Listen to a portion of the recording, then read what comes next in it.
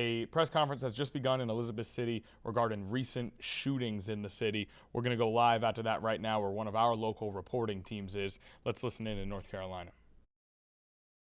People that are the victims in both these cases, and we just want to say that it's always a sad time when someone loses their life, and always a sad time when someone is injured by gun violence or weapons in general. So I just want the people in this city to know that the Elizabeth City Police Department are praying for this city, and we will work diligent to get to the bottom of both of these incidents, and we will continue to pray and continue to work with our neighboring partners to get to the bottom of this and work closely together with our partners and the community. So I'm going to talk about two incidents. The first incident I'm going to talk about is on May the 25th, 2026, at approximately 4:14 p.m., officers from the Elizabeth City Police Department received a call in the 1500 block of Emerald Lake Circle in reference to a disturbance. When officers arrived, they made contact with a juvenile that had been shot. The juvenile was transported to our local hospital here in Elizabeth City and was later transported to Norfolk Central General in Norfolk, Virginia. Based on what we can gather at this time, this is an ongoing investigation, and it is a teenager, and it's a male victim.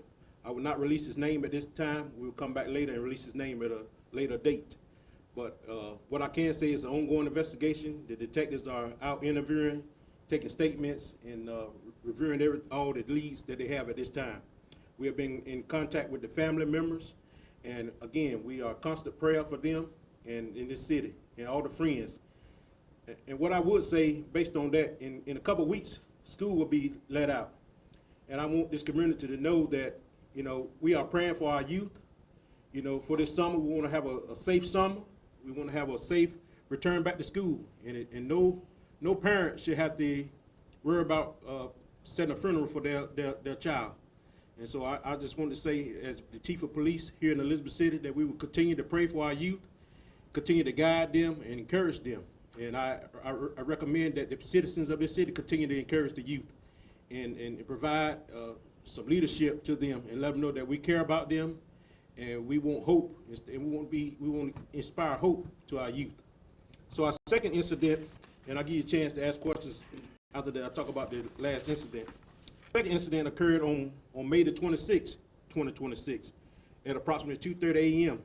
We received a call with reference to shots fired in the Washington Street area. Officers arrived. They made contact with a female subject that had been shot, and officers initiated first aid until EMS arrived. She was transported to our local hospital here again, and she was later transported to Norfolk Central General in Norfolk, Virginia. Upon further investigations, officers and detectives in crime scene did a diligent job in getting the evidence and working the case. They was able to make an arrest, and Deshaun Allen Lewis, that first name is D-A-S-H-A-N, last name is Lewis, L-E-W-I-S, 35 years of age, of the 800 block of Bonus Avenue, was arrested for shooting into an occupied dwelling with 4 counts and assault with a deadly weapon, intent to kill. The victim in this incident, her name is Crystal Harris. The first name is Crystal, C-R-Y-S-T-A-L. Last name is Harris, H-A-R-R-I-S. And she's a 34 years of age female. And what we can gather is appear to be a type of domestic violence. And so we are continuing to gather leads, continuing to work the case, and working with the district attorney's office in this case. And so again, you know, we made contact with her. She's in stable condition, and we want to continue to pray for her, pray for her family. And again, gun, we want to pray for that. Our prayer is that people use guns wisely and in a safe environment, and we just continue to pray for both families. So before I take some questions, what I can tell you, since January of this year, we have recovered about 37 firearms in this city. And what I can tell you, those 37 firearms have saved lives, because the more guns we get off the street, the more people we are helping, preventing for any types of incidents. So I will continue to be proactive and working with the community and community leaders and doing what we can to make this city as safe as possible. Any questions? Chief, with the second incident that happened, I guess, yesterday on the 26th, the gentleman is charged with shooting into an occupied dwelling. So does that mean he was outside and the victim was inside the house? Correct. Do they have any relation to each other? They were telling me that both the people were well known in that neighborhood. What I can tell you, it appeared to be a domestic violence issue, incident, and we're still gathering information. And the one that happened on the 25th where the young man was shot, was that a self-inflicted gunshot wound? What I can tell you is ongoing investigation. We're still taking leads, taking statements, and once we get in a position that we can release more information, we will. Audio from dispatchers indicates that the young man was shot in the eye potentially. Do you know, is that true? Well, what I can tell you is, I won't make a statement on that because we're still in investigation. It's still ongoing, and I don't want to do anything to jeopardize this case. You mentioned that no family should have to, plan a funeral for their child. The child did not die. So what I'm telling you is that victim did succumb to his injuries. Okay, so the 15-year-old has died. Yes, sir. Do you know when specifically he died? It would be in the early mornings of yesterday, early mornings of from the incident. Do you know what kind of stemmed to lead up to that incident? We're hearing that it might have been children playing with a gun. Well, what I can tell you is that information that have not came from the Elizabeth City Police Department, and what I would say is at this time is ongoing investigation, and we haven't released that information. Last year during a press conference here, you mentioned that the city had received a shot spotter system and that you were all working on getting it installed. What is the latest you can tell us on that? So what I can tell you is that the shot spotters have been installed, and we have got some good and bad feedback from the shot spotters. But in particular to these two incidents, the first incident, the shot spotter went in the area to give us a signal. The second incident, we didn't receive a signal either. And so what I can tell you is the shot spotters has been positive, and we have seen some negative.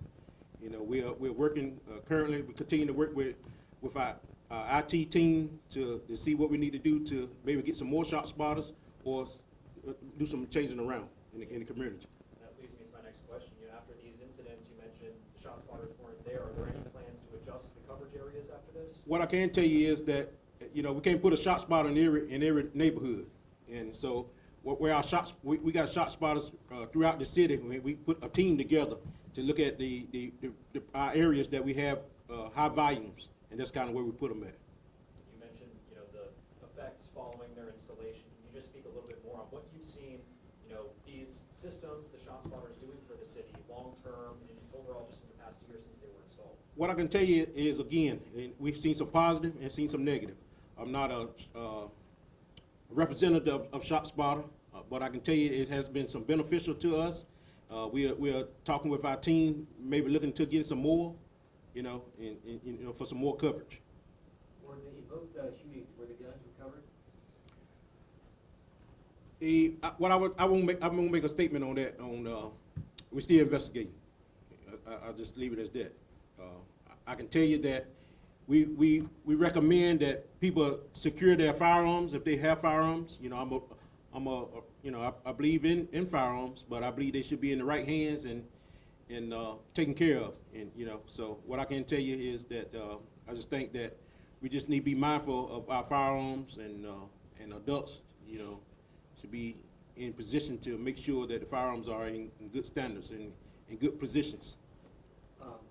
Given that the young man who was killed on Monday was a 15-year-old, I'm assuming he was a local high school student. Is the school district doing anything? Like, are they bringing in counselors to help students? So what I can tell you is that he is a student in the school system, and they have had some counselors and had some, reaching out, talking, interviewing other students, and they have had some counseling at the school. I understand this is an ongoing investigation, but will you be looking to make any kind of arrest in regards to the death of the juvenile? But what I can tell you is if the investigation leads to a criminal offense, then we'll be looking to making an arrest. But you can't say as of right now whether or not there was No, some ma'am. kind of... No, ma'am. During the investigation, have you guys spoken to the parents or guardians of the 15-year-old? And if so, are they being cooperative? parents are cooperative. We reached out to them. We spoke to them. I spoke to them yesterday, and so you know they need prayer. You know, because no parent thinks that they're gonna be planning their child's funeral. You know, so we in constant contact with them and constant prayer with them, and we will continue to be in prayer with them throughout this situation.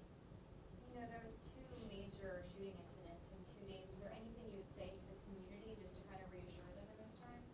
Well, what I can tell you is we are dedicated in making this city safe on every angle. We put strategic plans together. We bumped up our numbers in officers in the city, and you know, crime is happening everywhere. You know, I know you all know that. Most of y'all from Virginia, so y'all see it a lot. You know, I can't tell you when crime is going to occur. You know, it's no answer to that. You know, what I can say is we would do everything in our power to work closely with our residents and our citizens to be more proactive and instead of reactive. Being out there, being seen, working with the community, working together, letting people know that the police department is not against the community. The police department is part of the community. And so we will continue to work diligent with our partners.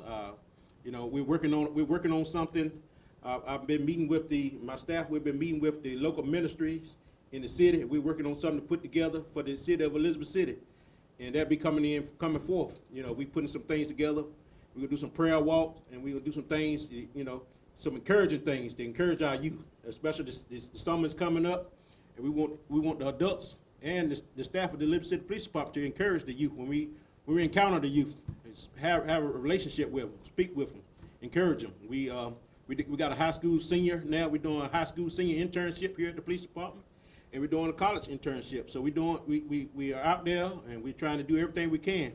But just know that I have an officer that I can put on every corner, but we're gonna be proactive. And if you need the Elizabeth City Police Department, we're gonna be there. Just to be clear, there's no indication that these 2 shootings are related, correct? No, sir.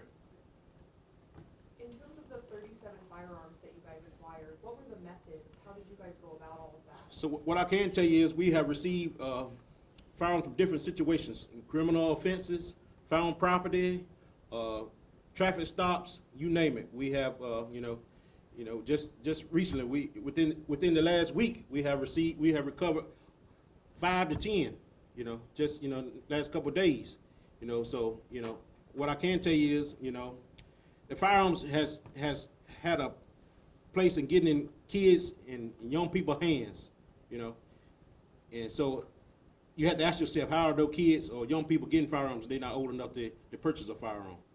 So that's why I'm asking the adults in this community to continue to pray for our youth and encourage them. If you see a youth that's going down the wrong road, I'm not asking a citizen to put their life in danger, but I'm asking them to continue to pray and encourage them and let them know it's another way.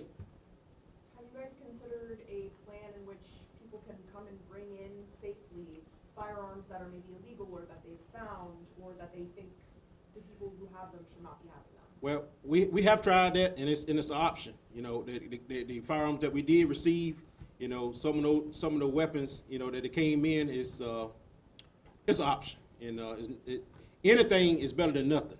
So we will continue to do everything we can to, try resources to get firearms off the street and out of the people's hands that shouldn't have them.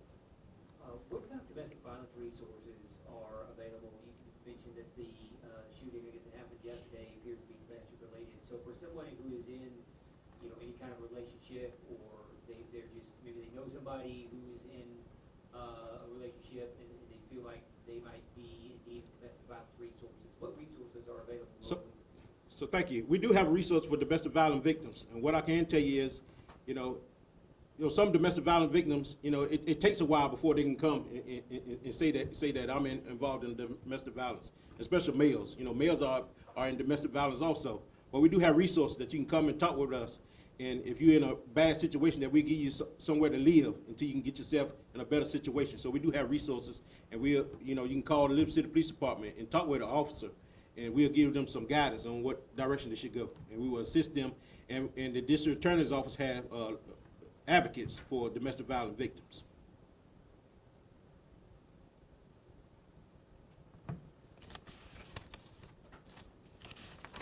Any other questions?